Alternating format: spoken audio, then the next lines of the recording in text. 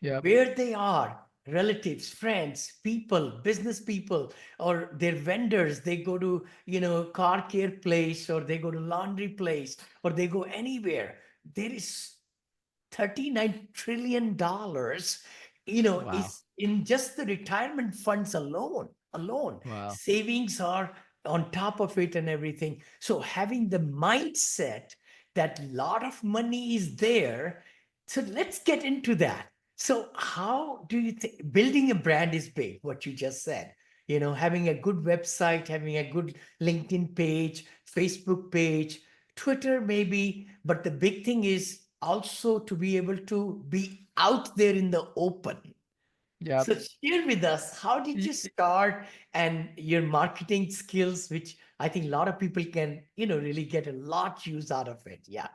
Yeah, definitely. And one of the things that in my single family home side of the business that I did prior to, I was doing private lending, and then I Mm. also did some hard money lending. So I Yep. understand, the more passive investing side of the business as well, coming to this industry.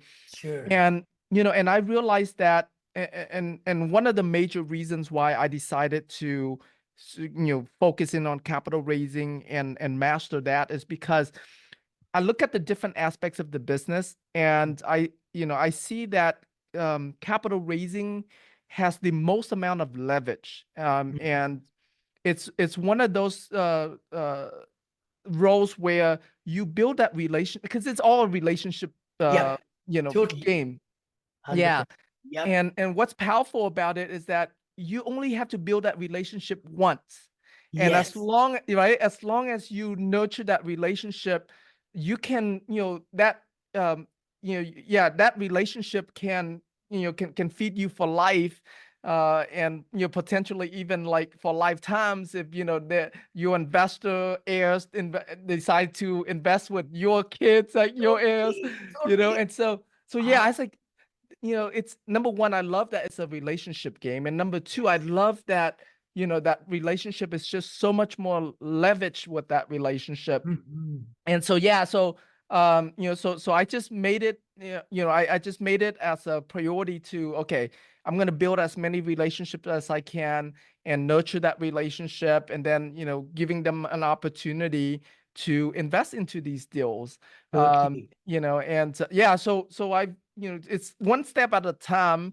And then I learned too, because growing up, like a kid from Vietnam with no money, I catch how much limiting belief that I have, and I had to break through to it. And one of the things that helped me so much in breaking through to my limiting beliefs, my mind, in the last 2.5 years that I've been in this industry, my mind has stretched and stretched so much. And because each week when I'm interviewing a top syndicator like yourself, I'm like, wow, if Vinney can do it, I can do it. If Zach can do it, I can do it. It's like, so every week I'm reinforced. If this person I'm interviewing can do it, I can Yes. do it too.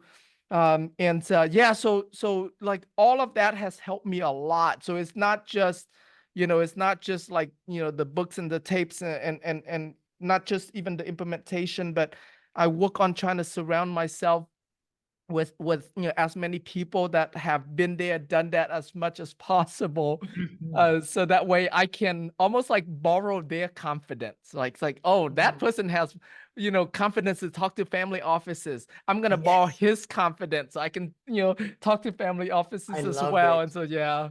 I love it. I give you accolade. I'm so proud what you have done in such a short period of time. My thinking when I started 18 years back with my investors from one investor, I always have felt one investor times 20. So when Mm, I deal with or give a presentation to an investor, I try to say that their family, their friends, their uncle, and their colleagues at work, they're going to be finding out about me through that person.